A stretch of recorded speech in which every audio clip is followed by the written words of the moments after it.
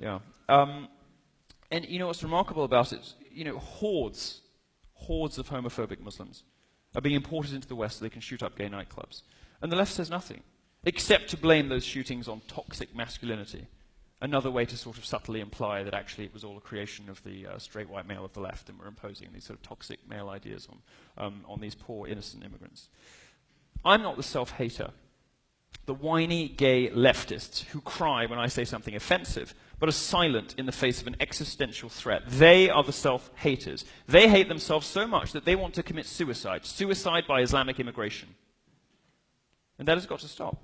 They've got to realize. Now let's get theological again for a second.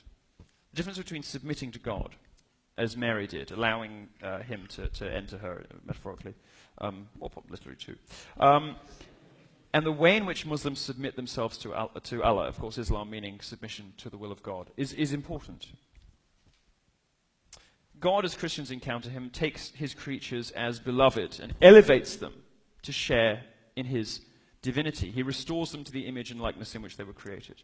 This kind of relationship is unthinkable in Islam. In other words, Muslims find it offensive to think that God could have lowered himself to become one of us, to become like Jesus.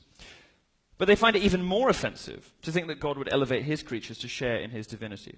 Well, what does this have to do with women and gays? Well, the God of Christianity, the God of the Old Testament and of the New, is a God of fire, consumed with love for his creatures, so much so that he entered Mary and of course, Rupert of Deutz, who you won't have heard of, a 12th century Benedictine. Now, Islamic men cannot bear to think of submitting to God in this way, and they can only really imagine themselves dominating women.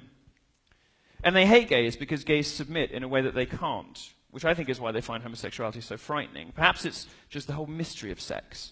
For them, I think the mystery has become menace. I think the femme has become too fatale. How else to explain the unique viciousness of Islam toward homosexuals?